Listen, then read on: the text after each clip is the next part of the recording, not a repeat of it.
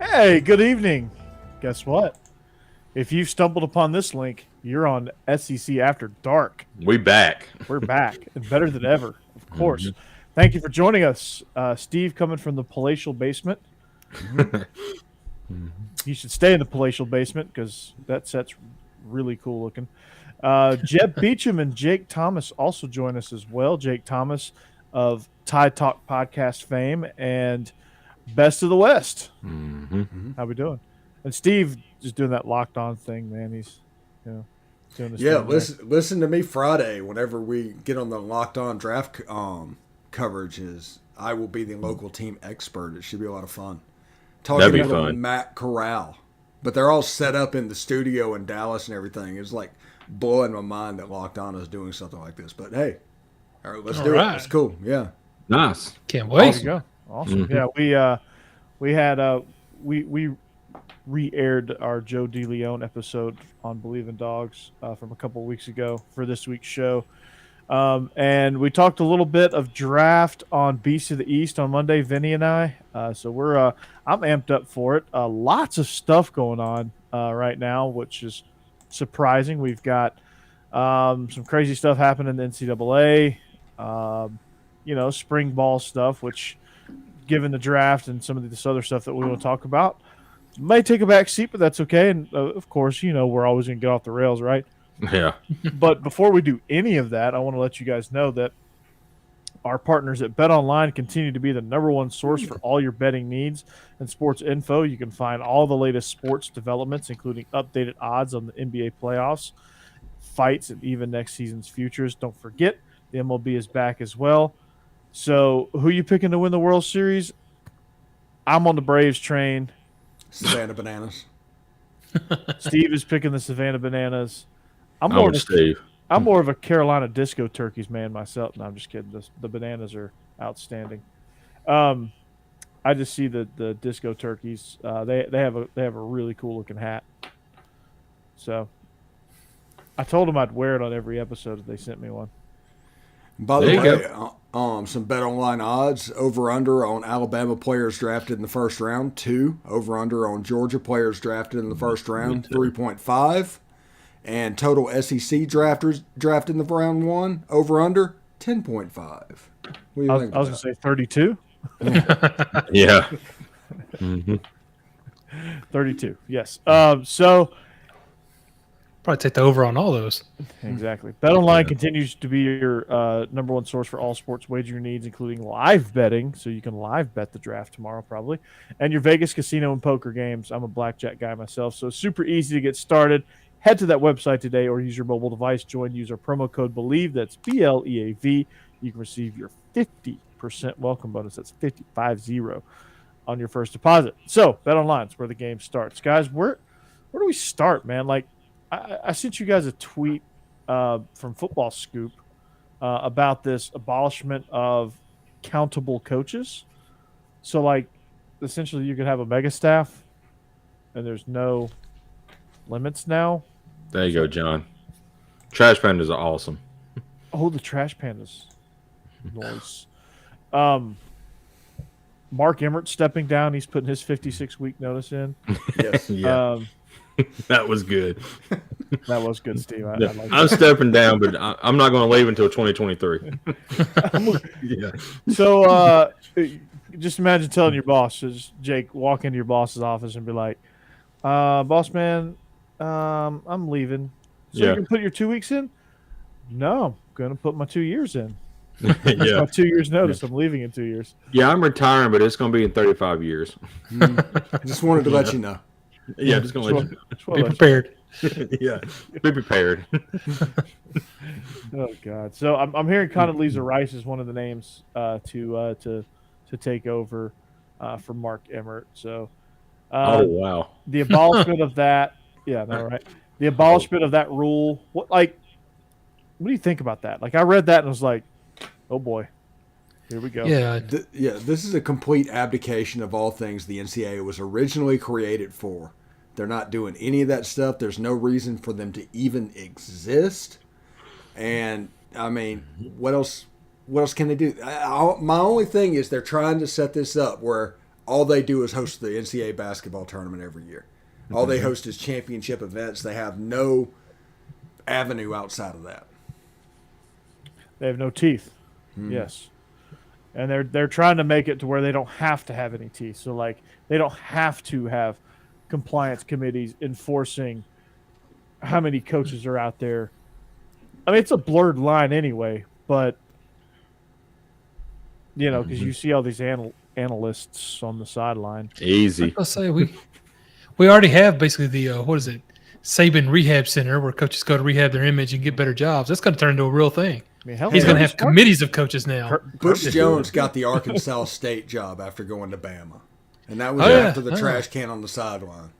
It'll just be dozens of coaches just going for the chance to like rub Saban's foot or something, get that magic. Hey, speaking of Butch Jones, did you see that Billy Napier awarded somebody the I Like to Practice award? I saw that. What are you doing? Was it Allen Iverson? No. Yes, it was. Yeah. We're talking about practice, man. Yeah. Like, Billy, what are you doing, man? Like, Yeah, that's You just want to set aside and like, no, he doesn't. right. Yeah. he doesn't actually. Nobody likes to practice. No. He just showed up and didn't put up a stink. Like they had a Channing Crowder headhunter award too. It was like, I guess for the most headshots, most targeting penalties. I was going to say, targeting a rule, you can't do that. So The SEC will eventually steal enough I mean- teams to make 24-8 super conference and break away from the NCAA at that point. I mean, NCAA will serve a purpose. If For that the rest of the purpose teams, is not the to SEC. run To the manage D2, Division II? FCS, yeah. mm-hmm. Yeah. Yeah. North Dakota State will be the new kings of the NCAA. We're heading quickly towards the Power Five, completely breaking away. The NCAA actually wants that to happen now. That's why they're doing all of this. They're just wanting that breakaway to actually happen, and then they can get back and tighten things back up and, you know, really rule with an iron fist over Arkansas State and Jackson State and Delta State and all those schools. They can just rule them with an iron fist and don't have Minnesota to worry State. about all the Okay. money when it comes to the Power Five. So if the Power Five leaves, then the NCAA tournament, you're going to have like Jackson State versus Florida Gulf Coast State in the finals. I mean, what is Maybe North snooze Dakota fest? State. Yeah. Yeah, I could- snooze fest. Would these institutions full-heartedly leave, or would they just leave for don't know. football? That's a good point. I think that they're going to set this up to where they have to completely leave. Although you are right, I do think they want the basketball tournament to stay. That would be the death knell for the NCAA if they did not play basketball at all. And Well, Gonzaga might finally win a national. Gonzaga might finally win it all. So, Right. Good night, baby. I'll see you in a little while. Night. Night, Cassidy. I'm exhausted too. State testing. We'll do it to you. EOCs, end of course tests. We hit the proctor, and it's like they give you the riot act of like, if your cell phone comes out of your pocket, you're fired, and you can never teach again. Wow. Like you can't be on your, like you can't have any devices. They're like, if you sit down, you will be fired. I mean, at my high school, just right down the road here, they allow students to have their phones out now. Well, I'm talking about during testing. It's just during testing. They're testing. Okay. Yeah, just so they don't cheat. But their tests are on a computer. 60% of your classes are probably going to be art history majors anyway. What does it matter? Mm-hmm. Yeah, it's true. They're going to major in general studies.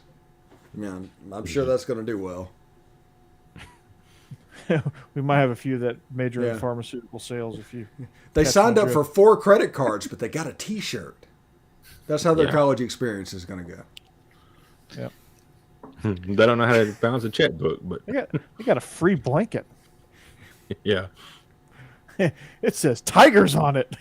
I got 4 credit cards, all with $300 credit lines. Mm-hmm.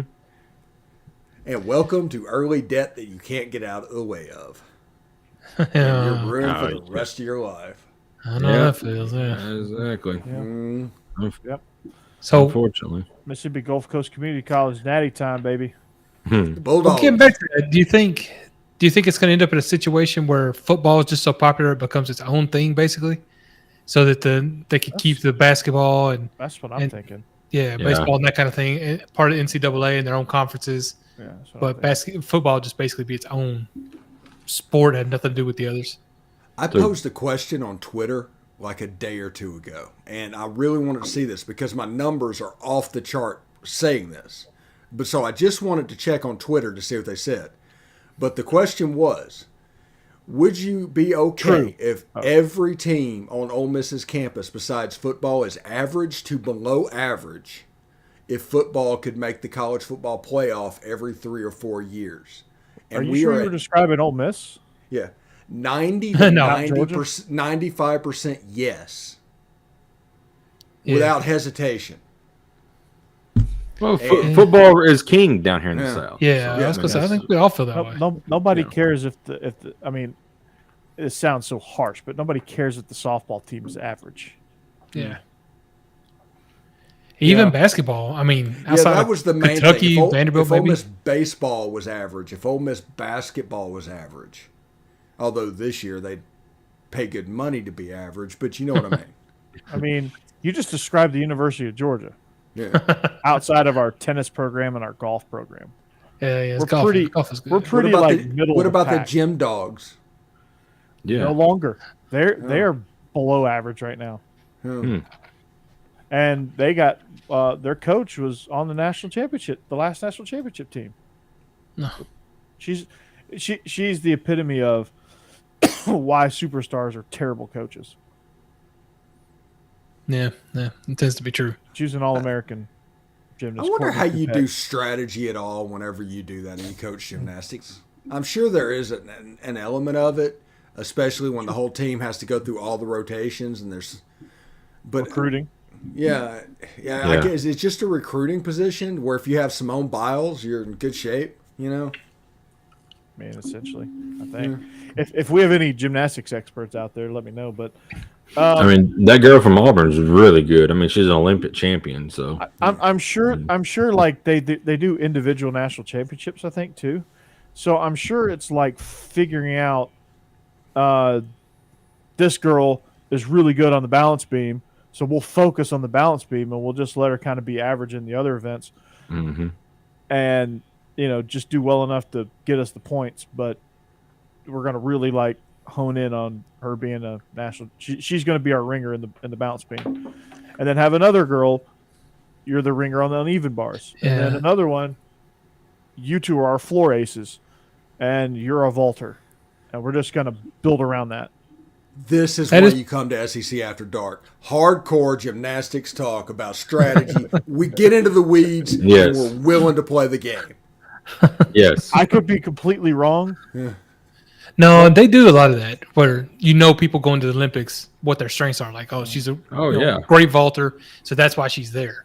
And some of them will only compete in individual competitions like that, not the all-around. Only a few of them who go actually compete in the all-around. Most of them are going to focus on whatever it is they focus on.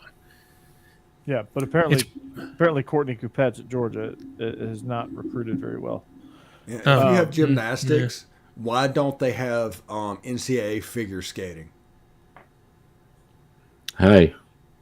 Well, it's probably just not enough schools that do it around Leah here. Thomas would dominate that. Well, it's probably like hockey. We just don't do that a lot down here, Dominate that. Jake, start the movement. Yeah. I'll pass. She's team banana hammock. Yeah, for sure. She's the Savannah Bananas mascot. Yeah. Oh gosh. That's so wrong. But Jeb, I don't know about Tennessee, but I know Alabama has a hockey team. They do have a men's hockey team. It's club though. See, if we do, I don't know anything about it. Yeah, Georgia But has the state of Alabama has a D1 hockey team. Alabama Huntsville has a real team. Yeah, the Huntsville Havoc, and they are freaking legit. They're Didn't know fun that. to watch. Mm-hmm. Mm-hmm. Yeah. I don't think I'd watched hockey until the Predators moved to Nashville. And apparently, at Wisconsin, their hockey team is like the second best draw on campus. Yeah. It's a revenue sport up there. I don't watch hockey much, but when I do, I'll get on YouTube and watch an hour worth of fights. I mean, that's what draws me. Hockey is such a terrible, terrible TV sport. Mm-hmm. Yeah, I was gonna say it's a lot of fun live, but unless I'm there live, I don't watch it very much. Right. It's an awful TV sport. You got to Emilio Estevez and Charlie Conway would just look down on all of y'all. Because between Mighty Ducks and the Cutting Edge, that's all I knew about hockey until the Predators moved to Nashville. Mighty Ducks and Cutting Edge. I love that. Yeah, that was. Oh no, wait. Yeah, Cutting Edge had a little bit of hockey when I was. Yeah, the Preds are. I really like the Preds. I'm a Penguins fan, but Preds are growing on me. Okay, let's back this train up here. How do you? Yeah, there you go. How'd you land on the Penguins? I started watching it when Sidney Crosby come in league and Oh my started goodness, dominating. you're just a puppy, aren't you? Pretty much. And then Evgeny Malkin when he got on there, and I thought for sure he was going to say Jaromir Jagr and Mario Lemieux. He's just I remember. I mean, I played video games with them on there, but I don't remember him playing when that was God. That was it in the on late an 90s. Atari? Oh. PS1. It was Super Nintendo's Stanley Cup hockey game. Yeah. Yeah. The But I Penguins remember were Jagr. filthy in that game. Yeah, Jagr come back for a few years, and I think he went to the Penguins and maybe the Flame, Calgary Flame, maybe. Jagr played till he's like 48. Yeah. Hockey trivia. Mm-hmm. You're probably going to get this because I'm asking, but Puck, yeah. What NHL city has the dubious distinction of losing 2 NHL franchises? Oh, I know that one. To Canada. Don't answer it yet. Yeah. It's Atlanta, ain't it? And I can name them. Because the Thrashers become the Winnipeg Jets, I think, didn't they?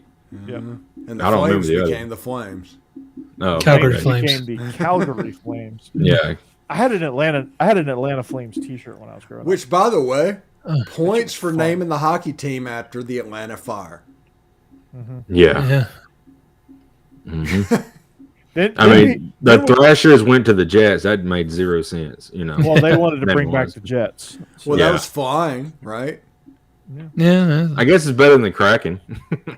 Yeah. Once again, if you can't put an S at the end of it, don't name your team that. But no, the Flames, the Milwaukee Deer. Milwaukee 8-point Bucks, boy. So when the Flames left, Atlanta developed an IHL team, so they got a minor league team for a few years called the Atlanta Knights. Okay. They won the IHL championship when I was in 5th grade. I was there. Wow. But now the Knights are in Vegas. And they're golden. They're golden. The Golden Knights. They made a Stanley Cup Finals appearance in their first year. That's insane. And another thing is Atlanta picking a Thrasher as their second mascot. A Thrasher is only slightly bigger than a Georgia mosquito. Mm-hmm. Yeah, it is the state bird, though. Oh. It is the state bird. Is that hockey arena still there in Atlanta, or they tear it down? Well, they remodeled it. It's State Farm Arena. It was basketball hockey, so they didn't tear it down. They just what they did was they gutted it on the inside and renovated it to make it more of a basketball only facility. Okay. So yeah. Okay, so John asked about that. Just getting a little bit back to football. Sorry about that. Saying I think the SEC will break away in all sports. That's why I asked that question, because if you get football breaking away, you're getting the best football out there, because that's the SEC. Right. I mean, and especially if they grow to a bigger league, 2014 or so, it's going to be the best football. But it's not going to be the best basketball or best baseball. It's going to be the best baseball, and it's going to be the best softball. Because you're going to get the ACC coming in too. The ACC plays the other sports. Oh, you're talking about if the whole Power 5 breaks away then. Well, I mean, even if the SEC expands and breaks away, who are they going to absorb? They're going to absorb a lot of the ACC. Yeah. They're going to absorb. They may absorb a couple West Coast teams, USC, UCLA, and they may absorb a few Big Ten.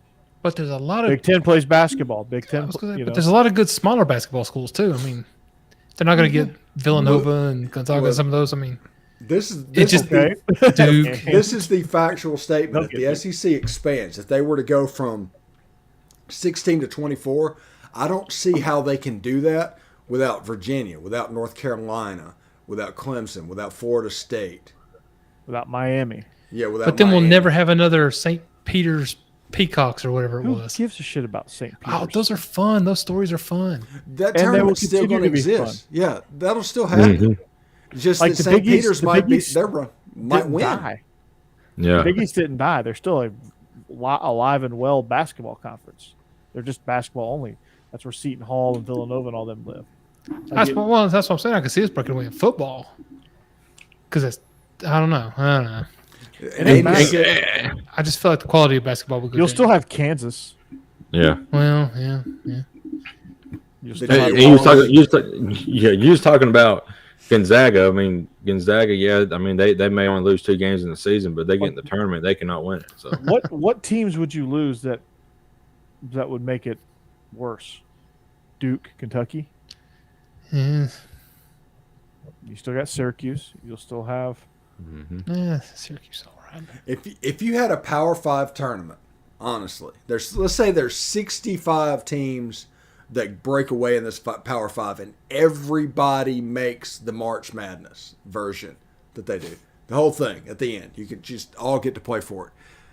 It's going to blow the other out of the water.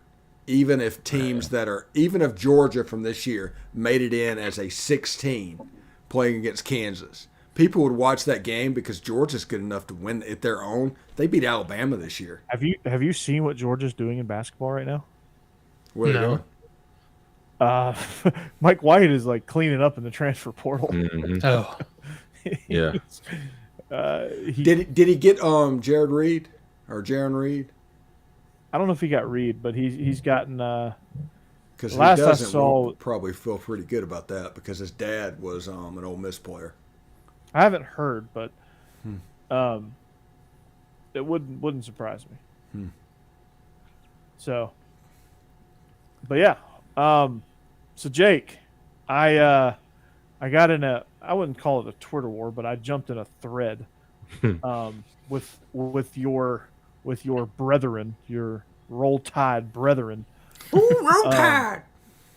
Roll Tide, boy. Roll apparently, and it was started because somebody came on the Paul Feinbaum show, Mike from Alabama, and he drummed up he re-stirred up the excuse of the receiver excuse for the national championship, and so it got me thinking.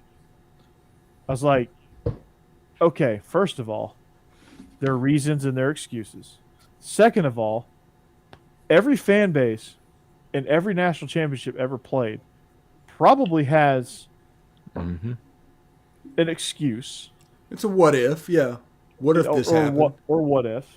Yeah. Like, I was thinking about it. Like, look at the 2002 national championship. What if Miami doesn't commit pass interference in overtime? They didn't commit pass interference in overtime, but that's what if they didn't. What if they didn't call it? Yeah. What if the ref didn't throw the flag? What if Tyler Simmons was not ruled offsides? What if? Let's see. What if the one that everybody talks about, especially in the Alabama circle, is because we hear it all the time. What if Colt McCoy never got hurt? What if Colt McCoy didn't get hurt? Yeah. The greatest Alabama what if ever is what if Miami would have passed Drew Brees and was physical? Then we probably wouldn't have got Saban. Yes. Saban wouldn't have gone to Alabama. Y'all would have had a Rich Rod. And he had Rich Rod. Oh God. So yeah, I mean, tons of what ifs, man. Like, what if Florida State didn't complete that pass to Kelvin Benjamin in the end zone and Auburn's sitting on their second national championship.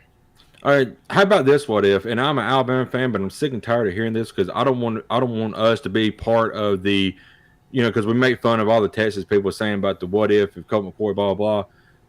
Shut up about it. Okay, here's a what if. What if we would actually play the wide receivers and got them some experience, and got some more linemen in, and guys, the second and third string guys got more experience. What if we actually did that? It could have been a different game. So shut up about it. I'm a diehard Alabama fan, but my gosh, we lost. It's plain and simple. I don't care who was on the field. Georgia had a great game plan to shut down Bryce Young, and they executed it, and we didn't. We executed it in the SEC championship game because Georgia didn't execute theirs. National championship game, they executed theirs. We didn't execute ours. I'm done with it. That's all. Let's move on. Guess what? Yeah. We're probably going to see y'all again in the SEC championship this year. Yeah. If we get past Ole Miss. Yeah, I mean, always. You want to hear my hot take from that game? The reason Georgia won that game was not because Jamison Williams got hurt. It was because John Mechie didn't play. John Mechie being a number one meant that a different person could handle Jamison Williams, and as talented as he was going to make plays. Mm-hmm. I mean, what if we could just stop Georgia's run game in the third and fourth quarter, which we did not do? Oh, no, you did not. No. So, okay. And the play that personified that was Justin Schaefer, all 320 pounds of them diving over the pile. Yeah. As they're just jamming the whole thing forward. So, I mean, there's what ifs. I mean, what if, what if this, what if that? But it comes down to Alabama didn't have guys ready. Yeah. And exactly. Mechie and Jamison Williams, not only did they get hurt, you didn't have anybody behind them, but because you didn't have anybody behind them, both of them got hurt on non-contact injuries. Mm-hmm. And usually that's a result of fatigue. Well, yeah, both of them had over 100 catches. They were worn out. Yeah. And I know people are going to be like, well, they're superstar athletes. They shouldn't be worn out. No. There's a reason why teams with a lot of weapons have fresh wide receivers all year long. You have to. It's the reason why, Georgia was able to make it work with their group of receivers because not one of them was, singled out like Mechie and J-Mo was. They didn't have a Brock Bowers. They didn't have Slade Bolden didn't have quite the impact that he should have. Right. He could have been the Lad McConkey. Mm-hmm. But they didn't have that. They didn't have the running game to lean on. Slade Bolden, for whatever reason, was overrated as hell. I don't know why he was overrated, but he absolutely was. People acted like he was Jalen Waddle, but he was just a dude. He didn't have the speed, but third and 5, and we needed a first down. He was always hovering around that first down line. He's a he was by the stick. Yeah. But that's it. But they didn't Will Letou didn't make an impact at tight end. Slade Bolden overall. Cameron. I do not know if Bill O'Brien did this by design, but Alabama's tight ends were not the strength that they have been in the past. No. And he loved tight ends. I don't know what the crap happened. Letou should have been a more of a factor throughout the course of the season. And that's why we're going out and trying to get one of these tight ends out of the pool. And you didn't get much out of the running game. But now you will. Jameer Gibbs comes in. So, I mean, Saban's trying to fix it. So, I just thought I was like, we're still using this excuse. It's like, come on, guys. I'm tired of it. 2017. Mm-hmm. Is Georgia going to be the first school to use 4 personnel? Maybe. Might be. Just 4 tight ends and a wide receiver. Let's go. We'll go 4 and 14 personnel. Yeah. No, we got to get McIntosh and Milton in the game. We might use 23 personnel. What's the deal with McIntosh? He going to be okay? Yeah, he's fine. He was in a wreck. He was driving too fast. Apparently in Athens they arrest you if you get in a wreck, and they call it reckless driving. Well, it's 20 miles. It's 20 miles over the speed limit he was going. It's 20. It's 20 over. He's going 60 and a 40. Yeah. T-boned another car. Okay. There was an injury, but there was no drugs. He wasn't under the influence. Nothing good happens at 4 a.m. Period. But yeah. But look at how many rugs. He T-boned somebody at 4 a.m. Got arrested. So he'll be fine. Look at Pete Golden. Which one would hurt worse if you missed out? Would it be Kendall Milton or would it be Kenny McIntosh? Ooh, if one of those players could not play, I would say I'd rather have Milton. Okay. So McIntosh, if he gets suspended, it's because we have. I mean, Dawan Edwards is another guy that can step in and fill in for a game if we had to. McIntosh, I don't know. Like I keep thinking McIntosh is a more versatile guy, but I mean, dang, look at what Milton did in the spring game, and they featured running backs out of the backfield, stuff like that, getting them involved in the pass game. So, Milton did just as good at catching out of the backfield as McIntosh did. So, yeah, John, you're right. Every fan base does have it, and I know don't throw me into that particular group of Alabama fans because I'm level-headed. Lunatic Fringe, I would challenge any of y'all to ever find a Tennessee fan that is not perfectly reasonable. Okay. Yeah. Yes. And you can't mention mustard or golf. Yeah. Or T. Martin. Okay. Well, there you go. Nice. Hell yeah. Nice. No, I just thought it was funny because like I obviously I jumped in on it and sometimes I lean into it. I lean into the joke about it, and it's like it's funny. Like anytime we beat Alabama in anything, now it's like we kind of lay into that lunatic fan base side of Alabama and say, let me tell you a little bit. Georgia has had Alabama's number since the football season because we won the national championship against us. Y'all beat us in basketball. Baseball, y'all took 2 out of 3 from us, and Georgia's baseball is not that good. Alabama's is. We started off really I was gonna good. say they've definitely done better. We had some injuries. Yeah. Speaking of injuries, like our bullpen's a fucking mess. Yeah. Pardon my French's mustard there, but our bullpen is clean rating. Yeah. Yeah. Go ahead and put the radar on here, Steve. Our bullpen is an absolute disaster. Make sure this is not for kids. Well, they need to hear it anyway. Yeah. They're going to eventually. Yeah. Why not hear it from their 4 favorite uncles on SEC Dark? Yeah. I'm not old enough to be. Well, I can't say that because I do have nieces and nephews. But I was going to say I'm not old enough to be anybody's uncle. But by the way, Steve, I do not know if another team in the SEC has running backs like Zach Evans and Ulysses Bentley. I don't know if they exist. Do y'all have good ones? I understand that. Jahmyr Gibbs at Alabama, yeah. Kenny McIntosh, Kendall Milton. Good God, Zach Evans and Ulysses Bentley. That's a special group. Also, Quinshon Judkins. How did you let him out of the state of Alabama? He's TJ Yeldon 2.0. I know. Yep. Hopefully college version, not NFL. Yeah, college version. Exactly. Yeah, NFL, TJ Yeldon wasn't. No. Better than we get stuck on the Jaguars though. So yeah. Fat belly flop. Nobody knew how to use him. And then he went to the Bills.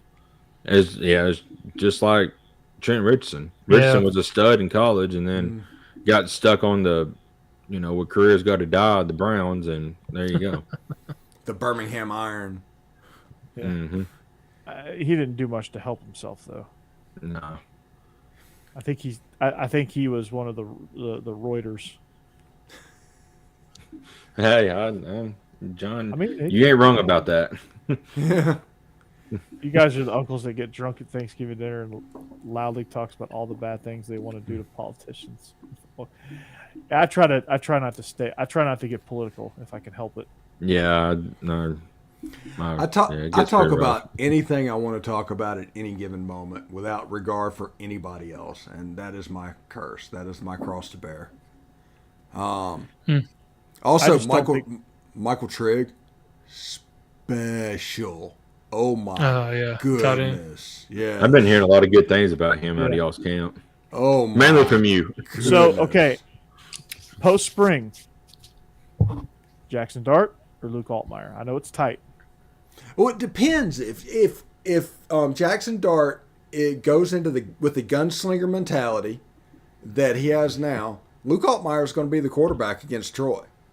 But if Jackson Dart launched the offense, you looked at the plays and you just see how smooth it looks for him and everything just pops off. He's such a toolsy player. But he just needs to play the position. Did you just call him a tool? Toolsy. Yeah. Toolsy. Extremely Toolish. toolsy player. That's his nickname. Hey, Toolsy. Yeah. Cool. That does sound like a Letterkenny name or something. Yeah. Breaking news: Locked On Ole Miss host Stephen Willis calls Jackson Dart a tool. It's gonna be a major headline. You might get some blowback on that, Steve. Hey, You may want to lay low a little bit. Yeah. but in the end against Troy, I think Jackson Dart has about a 60% chance of being the starting quarterback game one. I think He's just Luke too Altmaier. talented. Yeah, he's I so love Luke talented. Altmaier. He's just super. The talent will take over. He'll learn the offense. Luke Altmaier did exactly what he was supposed to do. He's been so efficient all during spring, but it's all been check downs and get down. So Luke Altmaier actually forced the ball a little bit and went downfield, but it wasn't close to turning the ball over. It just didn't work out for him for whatever reason. But it was there. Jackson Dart was just, as Lane Kiffin said, was trying to win the job on every throw. And that got him into a little bit of trouble. Especially when he have a Michael Trigg and a Zach Evans and a Ulysses Bentley. You don't need to be great. It's like A.J. McCarron could do fine in this offense. Yeah. He could, but he can't run that jet inside zone quarterback keep triple option. thing you Oh, guys got goodness. going. That is a fantastic play. We're putting that in at Hillwood, by the way. Really? Oh, nice. Yep, it's in the book. That is my favorite play in college football. And is Jake, the you know reverse what our triple option. And if any coaches are on our schedule that are listening to this would be a great time to tune out. Jake, our inside zone play to the left, you know what we call it? What? Look behind you. Alabama? Yeah, Alabama. That tells our offensive line zone block to your left gap. Okay. What's cool. your right gap? Arizona. Okay. It's our A. Oh, play. I get it. AL and AR. Yeah. I got Alabama it. left. Okay. And Arizona has an I in it also. So Okay. and it's Zona. So inside zone to the right. And then Alabama, we just wanted to match it with an AL word. So the first one was Arizona, and then it's like okay. Then we matched it with the left side. So do you call that triple option the Lane Kiffin or the Ole Miss or something like that? No, we tag it jet. So it'd Jet. be Alabama jet. So what we do actually is we block Alabama. We run the jet opposite of it. So we run the jet to the right. And so the quarterback will get his eyes on the backside defensive end. And he'll make that read. I spent 3 shows this week talking about why the Ole Miss outside wide receivers are never going to be superstars, and you're always going to be able to say, is there a problem? Just because 90% of the plays are inside the hash mark to the slot receiver, the tight end, or the running back. Just the way it is built, and I honestly think people just don't want to get that. They don't.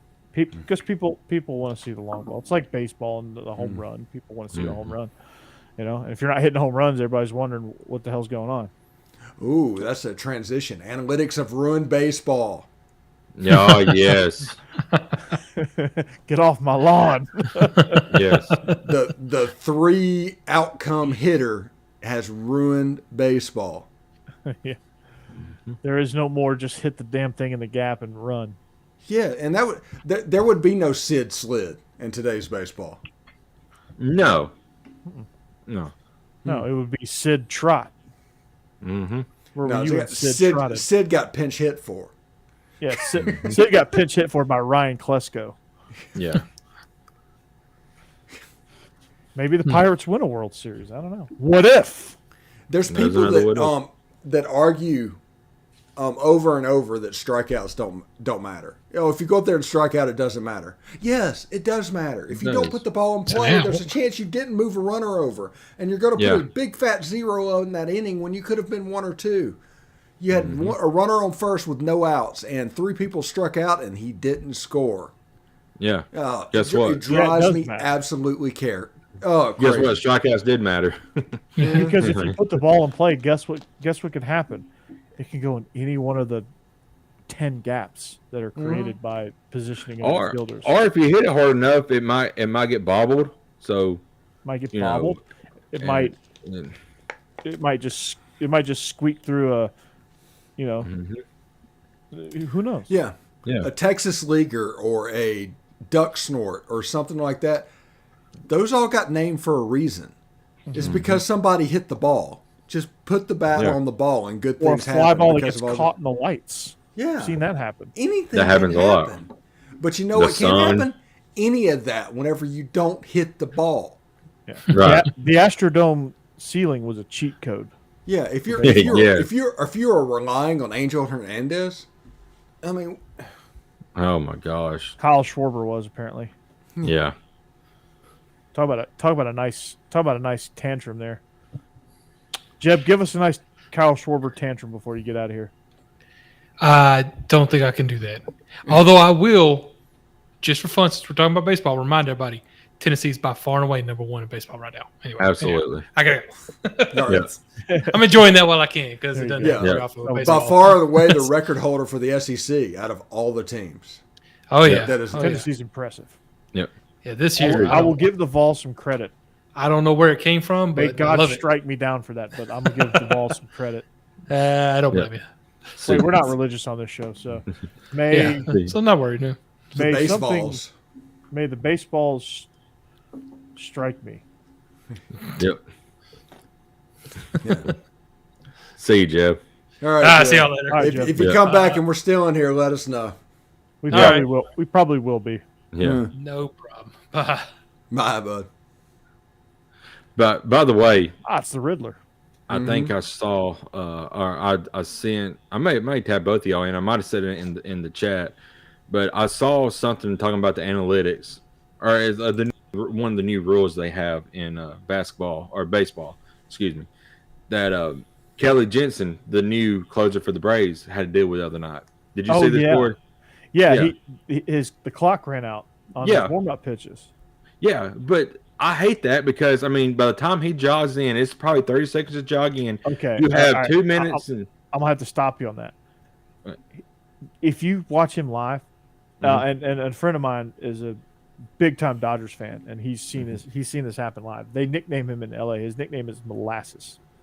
Oh, he's slow coming in? Oh, he is so slow. Well, you don't want to tire him out, so.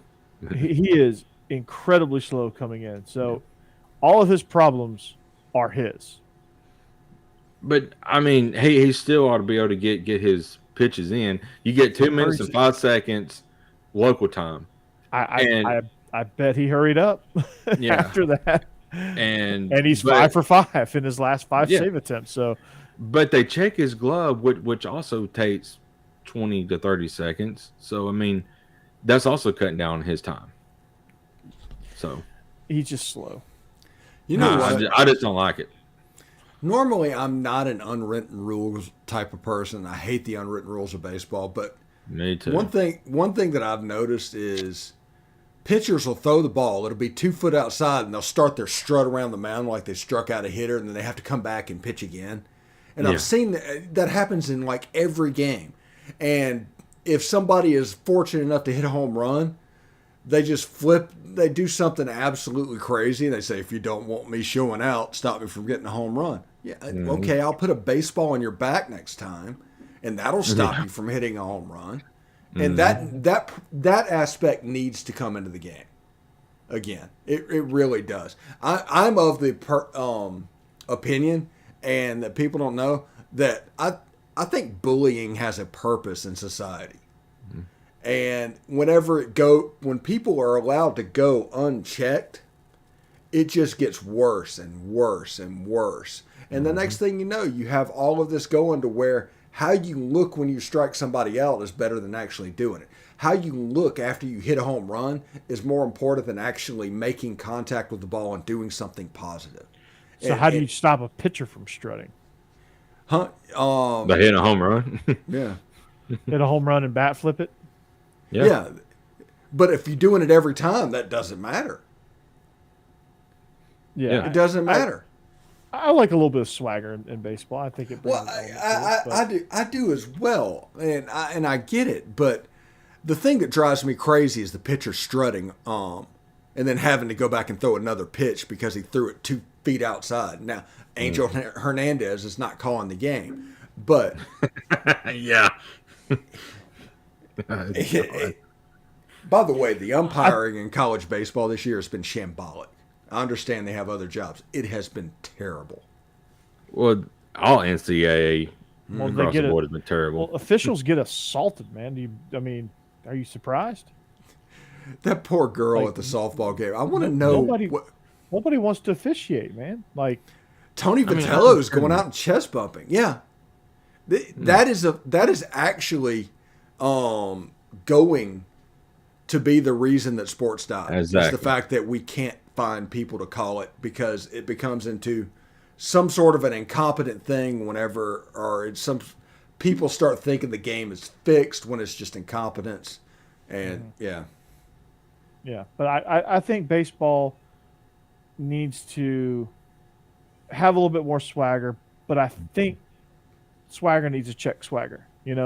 Like people need to be able to check each other, and pitchers need to be able to, coming back to the pitcher, pitcher's doing a little strut, maybe first batter, the following half inning wears one.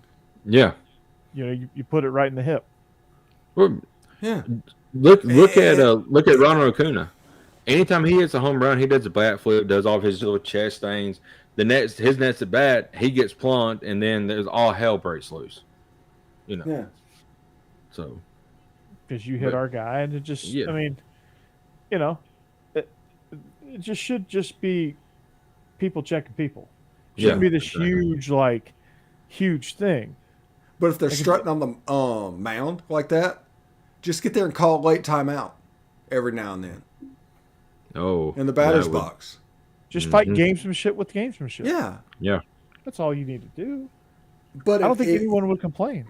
But if your life became more difficult after doing a bat flip or after doing your pitching strikeout strut, you wouldn't do it. And the game would actually speed up. Yeah. Yeah.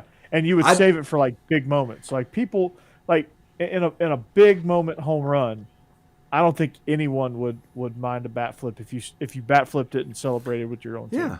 Mm-hmm. Or if you're a pitcher and you do you celebrate a big you got a bases loaded jam and and Matzik comes in and strikes out the side.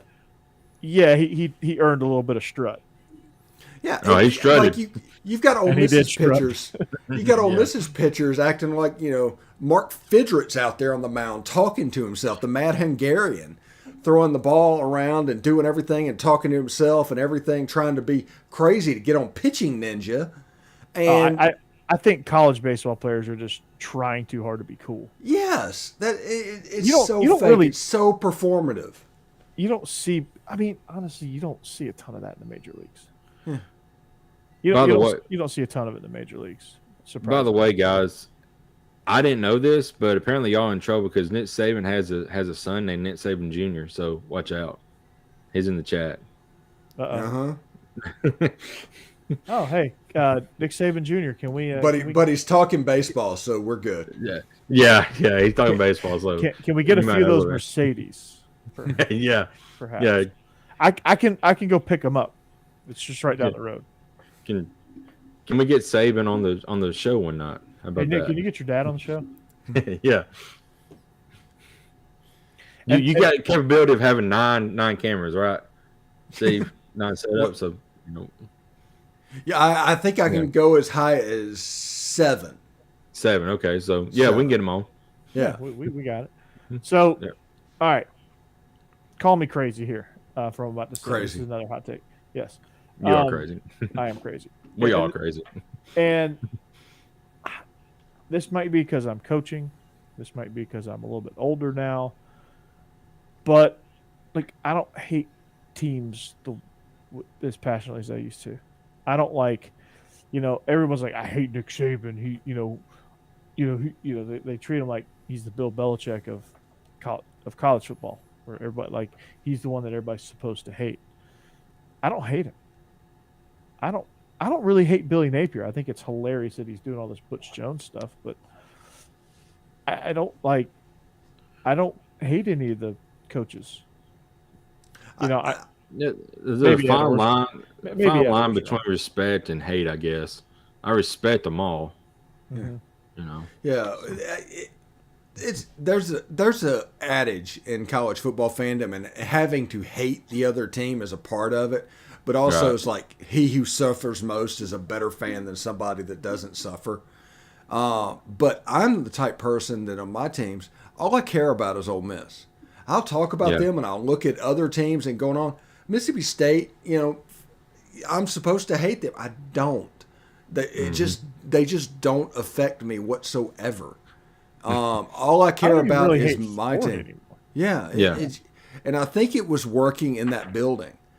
Now, I'm sure it's probably different in the person from Satarsha, Mississippi, or Kosciuszko, Mississippi, to where an Ole Miss fan comes in and has to see a State fan on a daily basis, and they go back and forth. But that's never been me.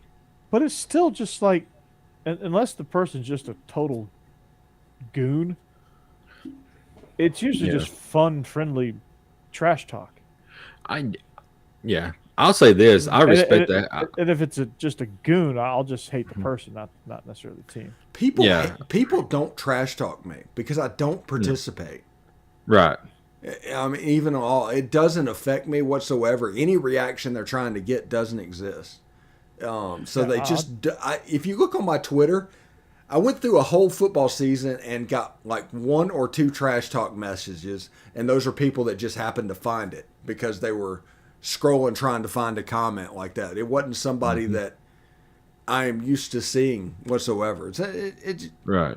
Yeah, it just is what it is, but whatever. And I respect the hell out of Brian Harsin for going back into being the coach at Auburn after what they tried to do to him. So, I mean, I respect the hell out of him. Jim Harbaugh is just a weird dude. I don't hate Jim Harbaugh. He's just a weird cat. Yeah, he's. You know who Jim Harbaugh reminds me of?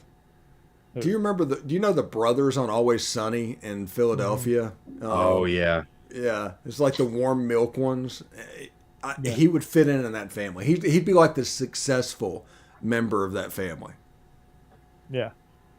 And I was listening to Pat McAfee when he interviewed Mike Vrabel, and he asked about the dust up between the Ravens and the problem that him and Jim Harbaugh had. He's like, or John Harbaugh, and he's like, do you guys still bitter about it? He's like, no, dude, John and I laugh about it all the time. It's like, I wasn't going to do anything then. I'm not going to, It's like, come on. It happens. He goes, for the rest of time, the visiting team in Baltimore is going to get booed. It's going to happen. Yeah. As a society, people are going to have to. You can't like anything without hating something else. Yes. It's all white hat and black hat situations. You're the good guy. They're the evil guy. And that's not the case.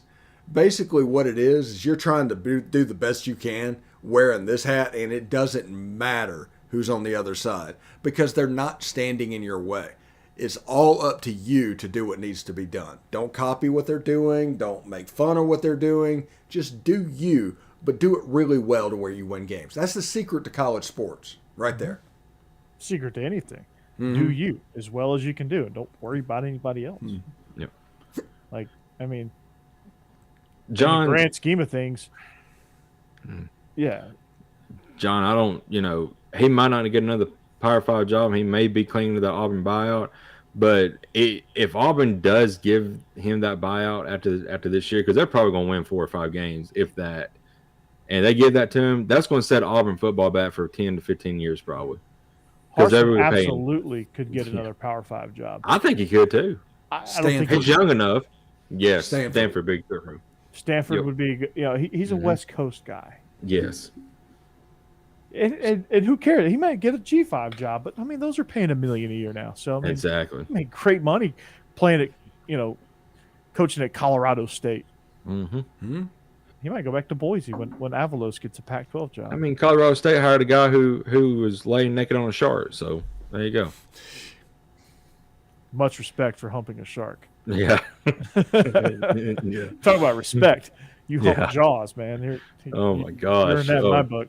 That is forever just in my mind. So what's our ruling on PJ Fleck? I like PJ. I do too. He's fun. He's really good for where he is. He would not work at Texas or Alabama or Florida or even LSU.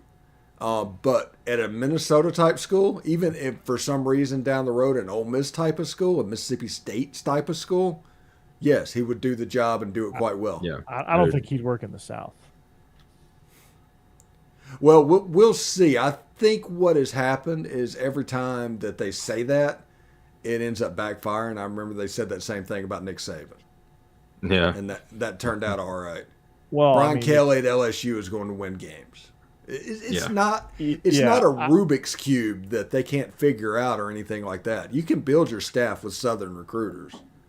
And now that everybody's recruiting national anyway, it's even less important where you're from. I don't know that PJ Fleck, unless there's truckloads of money being thrown at him, which I don't see that. Oh, I don't think he would leave either. I think he has a good gig, and he's exactly where he wants to be. He has Minnesota win 8-9 games a year. I mean, he's about being statue status there. Yeah, and we'll see if the PJ Fleck style works in the SEC because Billy Napier's doing it in Florida. Yeah, so, that's true. You think about the conference here in a few years once Texas Oklahoma comes in, and you pretty much probably going to have Alabama Auburn move to the east. You're going on the west side. You're going to have Ole Miss and LSU fighting for that top spot. Pretty much. Don't forget about Oklahoma. I mean, and Oklahoma and Texas for those 4 teams are going to dominate. You're going to have Alabama, Georgia fighting for the top spot. Tennessee will be right there. I mean, we'll see what Billy Napier does at Florida. I mean, it's about to get wild in the SEC. I think ultimately Billy Napier will be good. Billy Napier is a really good coach. I just don't understand the cheese. I think he has to do the cheese because that's what Florida alumni demand. Because Dan Mullen did that same shit. Yeah. But Dan Mullen got ran out of town doing that shit. Yeah, but they loved it. He was exactly what they wanted until he wasn't. And that's he wasn't winning games. Yeah. Freaking goober, man. God. But if you think, have you thought about this? Like they're probably gonna move Missouri to the west. Yeah. Texas, Oklahoma's over there. A&M, Arkansas, and then you have Ole Miss State and LSU. Those are the 3 charter members of the SEC that's just been separated. Other than South Carolina, the other side is all old school SEC stuff, like pretty 1986 Lars Tate SEC. Nice reference there. Yeah, and it's interesting to see that we're just kind of like just drifting towards the Southwest Conference Big 12, Big 8. Pretty much. Yeah. Mm-hmm. Yeah. I mean, I think you're right. But, I mean, just think of the coaching star power that's in our conference and that will be in our conference. Venables. Mm-hmm. I think Sark will have a great year, too. People say that he won't, but he will. I think you will, too. People love to bag on Texas, but I think he's going to be really good year, too. You're going to have... Hope he loses week 2, though. Yes. Brian Kelly. Mm-hmm. And as much fun as we want to poke at him, he's a really good coach. Yeah. Lane. Even as much shit as we give Leach. Yeah. He finished last. And he had a last place roster. Yeah. But he didn't finish last. I I know that's a moral victory, but Sam Pittman. I mean, like you said, Coaching star power is crazy. Then you have on the other side, your hole obviously is Brian Harsin, and your hole is Eli Drinkwitz. We don't know. Well, I think Missouri's going to the West, so that's a hole. So that'd be on both sides. Both sides. So, both sides. So there's your holes on both sides. Not counting Clark Lee. Vanderbilt's an outlier. It's just a nebulous. Yeah. Right. They're just way out left field, man. They're here for the other sports, so they don't count. But you look at the star power in the East. Some guy named Nick Saban, Kirby, Napier, Heupel, Stoops, Beamer. Beamer's going to have I think Beamer's going to have a good year. They won 7 games his first year. Won a bowl game. They weren't supposed to win 3 games. Right. They won a bowl game. They beat Sam Howell. They beat Mac Brown. If Billy Napier doesn't sit down with Anthony Richardson and says a backflip on Friday night before an SEC game at South Carolina is dumbass. Don't do that shit. Yeah. And John, I would listen to that podcast daily if he did. Once he retires from college, coaching football. Yeah. Yeah. He would do the warfare tactics podcast. Yeah, he's got that class that he teaches. That he's going to teach at Mississippi State. Yeah. Yeah. That he taught at Washington State. Yeah, if it wasn't $2,000 an hour or something like that. See, PJ Fleck's next job is going to be in the Pac-12, I think, if he leaves. I don't know if there's going to be a Pac-12. That's a good point. Those what? Do I have your attention? Yeah, you got my attention now. Yeah. Are they just all going to be? Are they just going to get absorbed by the Mountain West? The Big Ten. Oh wow. The Big Ten's going to have to keep up with the SEC, and their relationships are with the Pac-12. So here's what's going to happen. You could have two super conferences. Big Ten is going to absorb half of the Pac-12. The Big 12 is going to absorb the other half. SEC is going to absorb the ACC, and you're going to have 3 major conferences. Okay, 3 major conferences. Yeah, and then Seton Hall is just going to be floating around in the Big East. Yeah. Circle. I brought it all the way back, guys. Thank you. Yeah. Well done. Yeah. Won't expect anything less from anybody at Wayne Enterprises. That's right. Yep. Seton Hall. Do you even football, bro? I don't even know if they got a football team. The first tournament I remember was Georgetown plays Michigan like in the final with PJ Carlissimo and those guys. Yeah. That's the first NCAA tournament that I remember. Wow. I mean, even as bad as they are, UConn has a football team. They do? So they have the the conflict trophy or something like that. Is it? Yeah, something like that. Do you know who the coach at UConn is currently? Playoffs, son. I don't. Playoffs? Jim Moore. Yeah, Jim Moore Jr. His son. Oh, okay. Yeah. Playoffs? You kidding me? Yeah. Playoffs? Yeah, He's slowly failing down. What started the Seahawks or the Falcons? Which one was he first? It's Falcons. He went Falcons first. Seahawks. Yeah, started with the Falcons and is just slowly failing himself down. He's like maple syrup going down like a string. He should have just stayed on TV. Yeah. Next year he'll be like the coach at North Dakota. No, I don't know if he can get the North Dakota State job. No, that's too prestigious for him. No, he ain't getting that job. The incarnate word head coach next. They were a playoff team, so maybe not. Yeah. They were an FCS playoff team. Austin P. How about Austin P? And everybody chanting, "Let's go P." Let's go P. I actually like what's his name? Scotty something. The head coach there. Scotty Walden. Yeah. Like 30 years old. Yeah, he came to Ole Miss, went jet fast, and actually just put it all out there. And those guys played to compete. And I just liked what I saw. Now Ole Miss won the game like 54-10. Well, wasn't he with Fritz at Tulane and then briefly went to the Mustard Buzzards and then to Austin P? He might have been. I do know that he was at. He went to Austin P from the Mustard Buzzards. I was gonna say he did a little puddle jumping, I think. Like Tulane to Southern Miss to Austin P all within like 18 months or something like that. Well, you got Mark Hudspeth, who was at North Alabama and worked his way all the way up to Louisiana Lafayette, and then worked his way down to Austin P, and now I think he's at a Mobile high school. Yeah. Yeah. Guy's kind of a scuzz bucket. Oh yeah. Oh yeah. He's Jackie Sherrill to the core. Speaking and what's crazy is seeing Mike Riley as a head coach after he failed so miserably at Nebraska. Yes, seriously, and the Chargers. I don't know. I think there's one place he didn't fail miserably, and that was the Oregon State Beavers. Can you fail there?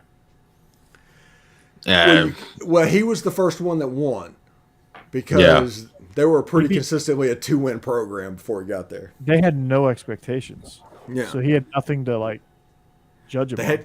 The head coach now was his quarterback, Jonathan Smith. Mm-hmm. Yeah, I like him. He's good. Is he the one at Oregon State now? Mm-hmm. Yes. Yeah, he's changed that program around. I mean, they're still not winning a whole bunch, but I mean, they won like 6 games. Yeah, they won like 6, 7 games. They went to a bowl game. Yeah.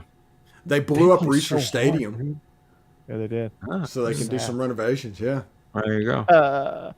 Finally got enough money to do it. Steve, you remember we were at Rivals and we had to do the college football games like we did March Madness, like we do the highlights, Yeah. And you decided to stay. You decided to hang out because I drew the USC Oregon State Thursday night game. Okay. And I'm thinking, okay, this will just this will be easy, blowout. No, freaking USC went down, and I'm talking like we were up till like 1 doing. What everybody needs to know, we had the ability to do highlights for the games, but we only had the ability to do like 1 minute or 90 seconds or some minuscule amount. So the one thing that you didn't want is an exciting upset, because you end up with your highlights are like the play with 7 seconds left, the next play with 2 seconds left, and then the coach's reaction, and that was pretty much all the time you had. And you couldn't really tell the story of winning the game. I think I do remember that. Yeah, it was just, I was just like, I just threw my hands up. I was like, oh, we're going to be here a while. And then I had the Yahoo Sports Minute right after that. So you pretty much only got one highlight of the first half in, like a 2-3 second clip. And then the rest is pretty much second half stuff. Into the game stuff. Yeah, in the game stuff.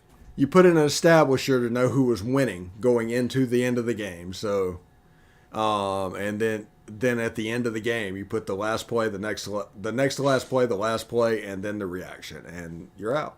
And that's all you did. You would stay at work for 4 or 5 hours to do that. Dadgum.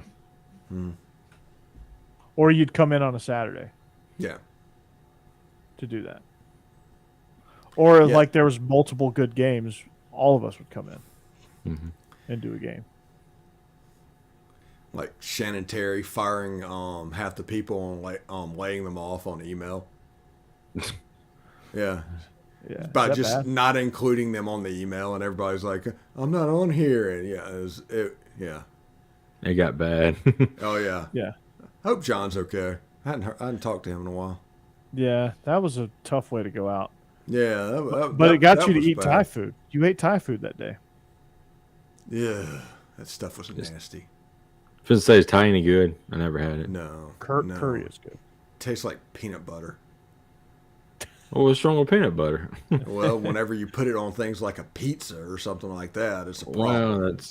Well, it's curry on rice. Hey, we used to have a burger shop a couple of miles from here that they used to make. Yeah, well, besides that, they actually made peanut butter and jelly burgers. What? Jesus Christ, that's the most Alabama thing I've heard in a week. It was amazing. Oh my goodness. Yeah. It was awesome. My stomach just turned a little bit. Oh man, don't knock it till you try it. All right, so before we get out of here, we got to talk about your topic that you want to talk about. 30 for 30. Yeah. Which topic? Oh, the best 30 for 30 that will never be made from your school. Yeah. Yeah. Okay. So Jake, take it away. You're first. Actually, I've got two. Talk about my high school. We are a small 2A school, but we do these Morgan County tournaments. We play Hartselle a lot. Hartselle's a 6A school. When they're in the tournament, we play them because they're in the Morgan County tournament. For some reason, peanut butter and jelly burgers are more Alabama than fighting in the front line. That's right. It's amazing. But oh god, we went to three overtimes with the Morgan County tournament and beat them in 3 overtimes. I was there at that game. It was crazy. I mean, a small 2A school going up against 6A school, it should have been a blowout, but somehow we stuck in it and won, and we won the tournament that night.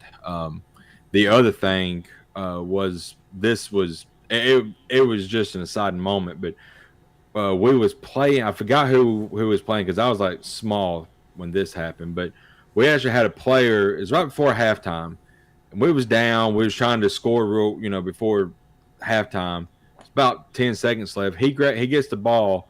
He falls and stumbles and falls down at the half-court line. He just heaves it from his knees at the half-court line and drains it. Oh, wow. I mean, it was insane. But I think we went on to lose that game. But just that moment was pretty special. All right. That's my two stories. Well, all righty then. So I guess I was going to do one from UGA about the greatest story never told. It's never going to be made about the what happened with the baseball program in 2008. Oh, after we lost the College World Series, we were like 6 innings away from winning the College World Series, and we ended up losing to Fresno. In that game and the next one.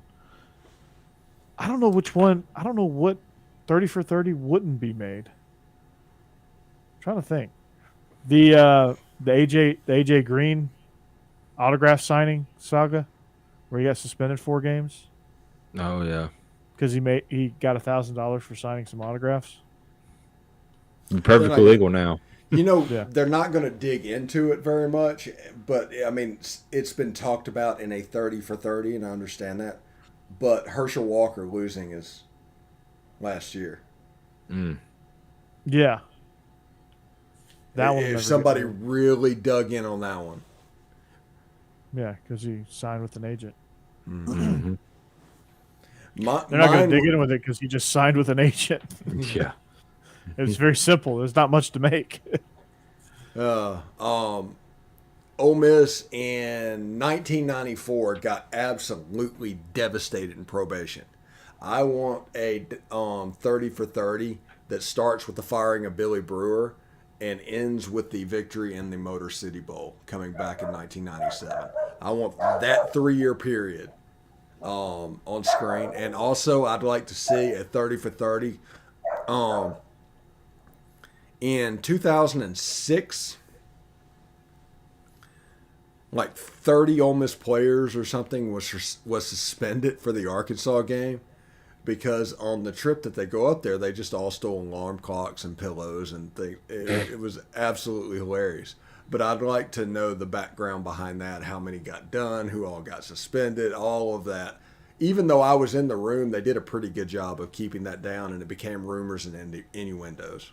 I'd like to hear about the firing of Mark Richt, because that was a crazy turn of events. Like, you beat Georgia Tech, you walk off, everything's fine, and then the next morning, everything's not fine. Yeah. You have an impromptu press conference. And I think it was all because Kirby Smart was about to say yes to South Carolina. Mm-hmm. What about David Speaking Cutcliffe? Of a what if. David Cutcliffe getting fired at Ole Miss in 2004 and Ed Orgeron being hired. Just that dynamic. going from that to that. Yeah. I guess in Alabama. Hey, Jeb, what do you think?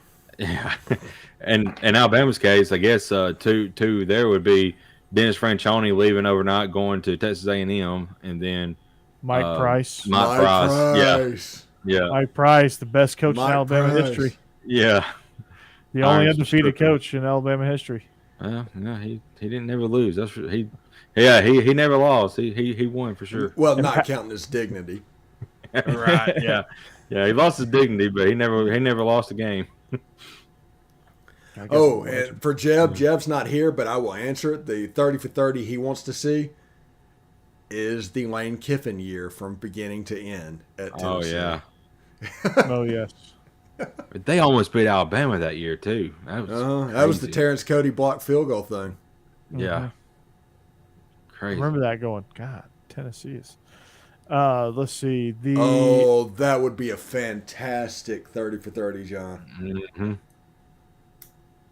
That would be great. Oh God. I'd also like to see a 30 for 30 on the 1958, 1959, and 1960 Ole Miss and LSU games. I would like to see that because I think LSU won the national title in 58. Potentially the greatest team of all time was Ole Miss in 59. And there was just really low scoring games. All the games were in Tiger Stadium. It really cemented that rivalry. I'd like to see them dig into that, but it may be too far gone at this point. Yeah. An NFL one I want to know about is they need to start from beginning to the butt fumble. Talk about that because the butt fumble is replayed over and over again, and pretty much Mark Sanchez, had zero credibility after that. He never got another job, I don't think. He got some backup jobs. Got backup jobs, but not a head coaching job.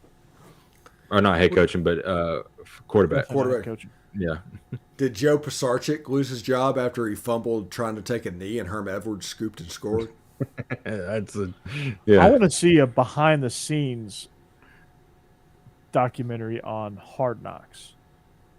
Oh, that'd be good. I want to see how they make Hard Knocks. Okay, hear me out. They need to I'm going to say soft knocks, and I don't mean the joke that they did with Jeff Fisher back then. But I do think, oh, God. Yeah, I do think they should do behind That's the some scenes. 7 and 9 bullshit. Yeah. I think they should do some Jacksonville Jaguars. Mm-hmm. Yeah. No, they need to do the. How they did the in season with the Colts this year? Yeah. Mm-hmm. That replaced All or Nothing. The Amazon Prime series All or Nothing. Yeah. HBO just took it and just called it Hard Knocks in season.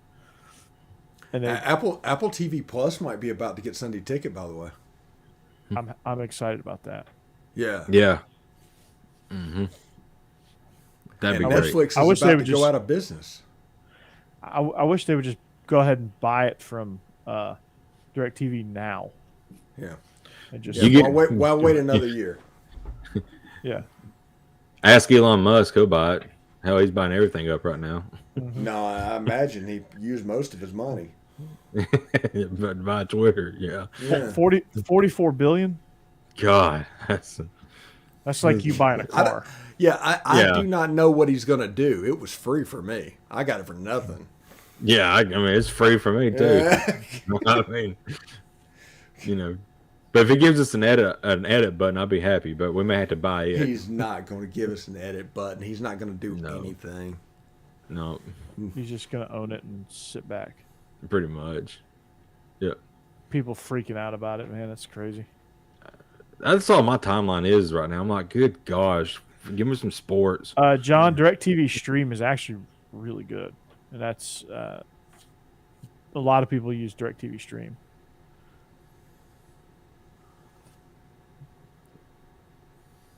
I just use a Fire Stick. You're a Fire Stick. I use Hulu because I realized that Hulu could never have a fight with ABC. And that means that no sports, ESPN is never going to be affected, or ABC or anything like that. So I can count on the Disney channels popping up on Hulu all the time because Disney owns Hulu. So, yeah. That's right. Hey, Steve, I'll give you my Netflix password if you give me your Hulu password. Netflix is pretty much donezo. Yeah. They killed Blockbuster, and now all these other streaming services are going to kill them. Mm-hmm. Yep. And what was all that about the password stuff that they said they're fixing crack down on? Oh, they're not making as much money as they think they should make, and they're blaming it on everybody sharing a password for like 3 or 4 people, and it's like you can't.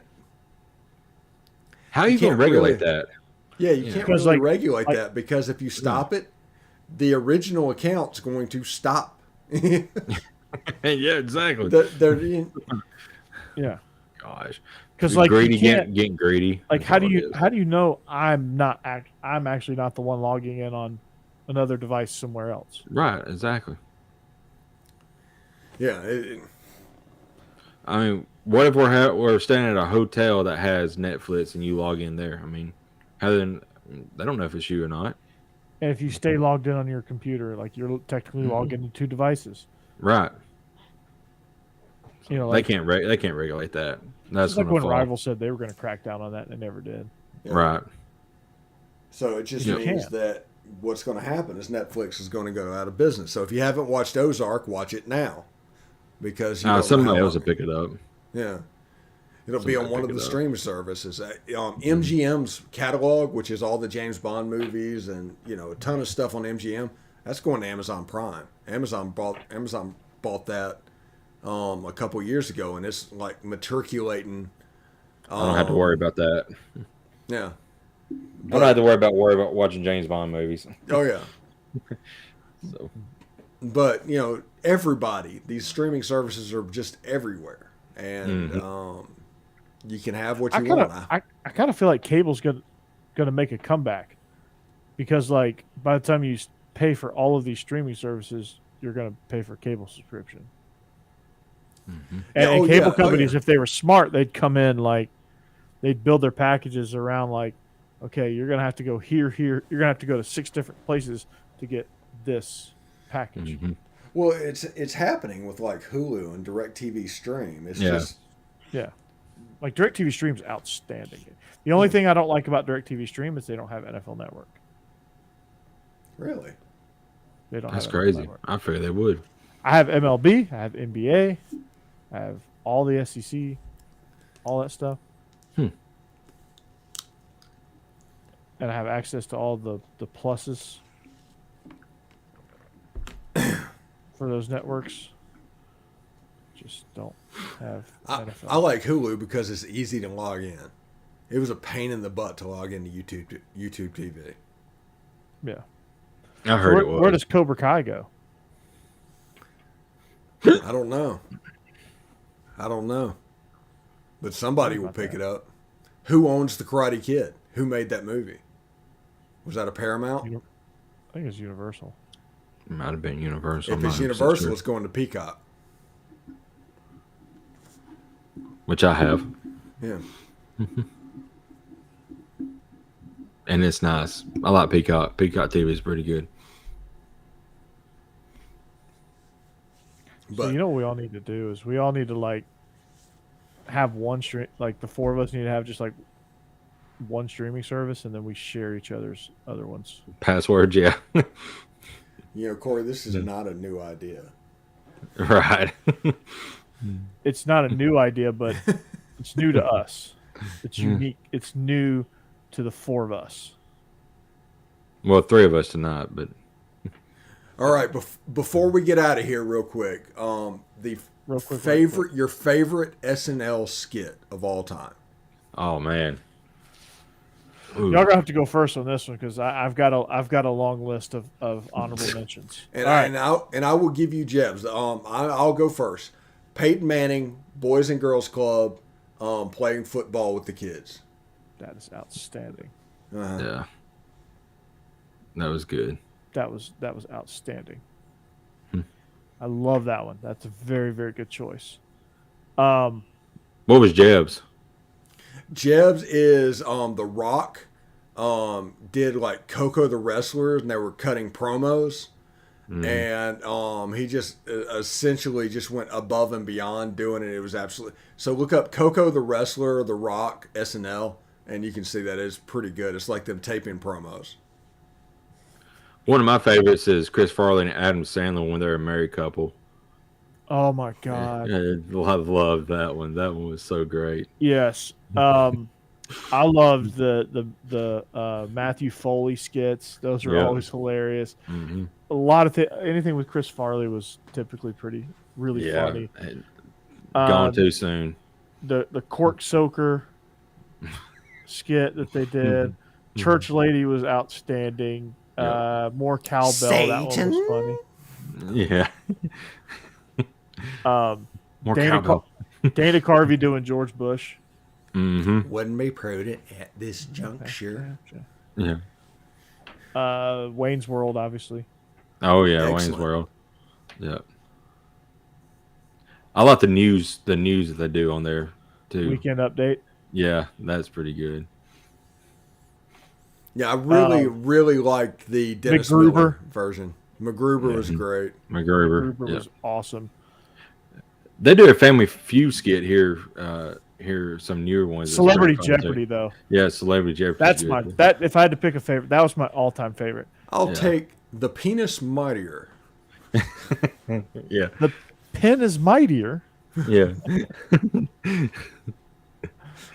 I'll take the rapist for 500 Trebek. That's therapist. Yeah. Yeah. The rapist. Yeah. Oh man. I'll take Schwartz for 100. That's S words. And this is not an SNL skit; it's a commercial. But I love because I saw it the other day. They don't play it much anymore, but it's the Cam Newton commercial when he's talking to that little kid, and little kid's like, "Hey, I'm going to take your job." I love that one. Yeah, I love that one.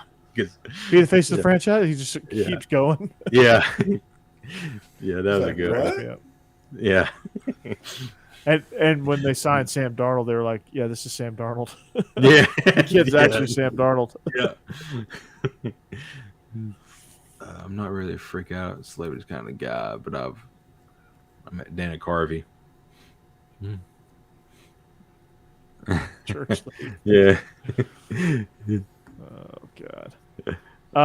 Who's the guy that did Clinton? Oh gosh. What was his name? No. Daryl Hammond. Yeah, there you go. Daryl Yeah. Hammond. He was really good. Yeah. Yeah. I did not have sexual relations with that woman. Oh man. Yeah. There's so many good ones though. That show's been going on like 40 years, 30, 40 years. It's 1979, I think, is when they aired their first episode. Yeah, about ever since Gerald Ford fell down the steps of this plane. Gerald Ford invented the car. That was great. Yeah, those Baker Mayfield commercials are going to age well. Those Baker Mayfield commercials about him showing around the house sitter about how to operate everything, that one's going to age really well. Yeah, it is. Yeah. Somebody's going to Photoshop Deshaun Watson in there. And him not being able to get into to the stadium, that's what's an age real well too, because he's probably not going to be there at the Browns here much longer. They're going to lock him out. Yeah, so he's really going to be locked out. My favorite thing, for whatever just stupid reason, is like she's the first person to ever think of using subway tile. Yeah. I know, Stacey, we do need to go to bed, but this is too much fun. But she's a good egg. Yeah. See, Stacey, we already lost one. He couldn't hang with us. Also, like the original Jake from State Farm commercial. Oh gosh, Khakis. I get called. Anytime I answer the phone, I say, "This is Jake." It's from State Farm. No, I'm not from State freaking Farm. I've never heard that one before. Yeah, huh. You know, I'm finally getting. She sounds hideous. I am finally getting to the age where I'm quitting hearing somebody say, "What you talking about, Willis?" Yeah. And I'm finally getting to the point where I've kind of aged out of that. Oh wow. Because nobody knows what it is. Khakis. Yeah. Khakis. Yeah. I'll tell him, so no, I'm wearing blue jeans. What the hell you want? You know, she's a guy. You should just lean into it next time. Yeah, next time I'm going to do it. Like, just go all out, man. John, we refer to him as sober Johnny Manziel. Yeah. We do not refer to him as Baker. Right. Speaking of Baker and the Carolina Panthers, who did they draft? Kenny Pickett? Kenny Two Gloves? Yeah. Burger King hands Pickett? That's a good question. You remember that commercial? He's like that lawyer from Always Sunny in Philadelphia. The tiny hands. These are my real hands. Do you guys remember the Burger King commercial though, where the guy has like the really miniature hands because they're like saying the burger's so big it makes your hands look small. Mm-hmm. I don't know. That one doesn't ring a bell for me. Do you even TV, bro? Yeah, not much.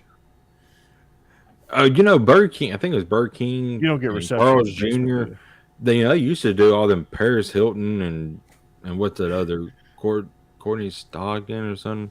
Do them commercials where they're just like, it was like wow, like they was trying to sell the burgers. Well, they're in like the skimpiest bikini ever, and they're eating, and the ketchup's dripping all over their cleavage. Yeah. Hardee's had some research. Hold on, I'll be right back. Yeah. Hardee's has the best commercial of all time for fast food, and it is just a pregnant woman in a waiting room eating a burger, and she's obviously enjoyed it. And in the background, they're saying, "Enjoy this because you're going to be eating at McDonald's for the next 12 years." I did see that. Yes. Mm-hmm. Yes. That's so good. So good. Huh? No, the team formerly known as the football team, formerly known as the Redskins. Yeah, they're like two princes ago, man. Yeah, they are. The prince is. Yeah. Yeah. All right, Corey, get us out of here. Yeah, we're on overtime tonight. Like a man trying to find Peachtree Street in Atlanta. We are lost. We make all kind of wrong turns. Yeah, it did say off the rails. I mean, we did for an hour. We didn't lie. Yeah, it was like me getting lost in New Orleans trying to get back on I-10. I found my way in and out of the hood. So, we are SEC After Dark. We hope you enjoyed our show. We hope you enjoy the draft. Steve is going to be on his draft coverage on Friday with Locked On. So I'm pretty excited about that. Apparently with Bleav, there's going to be an opportunity. I may jump on it to join in on some draft coverage with Are You Serious Sports and good point, Stace. Bleav in South Carolina host. They're getting together and doing a draft live stream, and so I may jump in on that. So be on the lookout for that. Also, we will talk draft day reactions, and obviously we're always off the rails. So next week when we come back, we'll talk a little bit about that. Close in on some baseball and just have our normal fun. So for Steve, for Jake, and the ghost of Jeb Beechum, we wish you a great rest of your week, an even better weekend. We'll see you back here next week, better than ever. So long. See you later. Goodbye. Go Dogs. Roll Tide. And I do not work for State Farm. I didn't work for State Farm. Roll Tide. Khakis. Go check them burgers out. He was a virgin since he was 28. Roll Tide. Woohoo.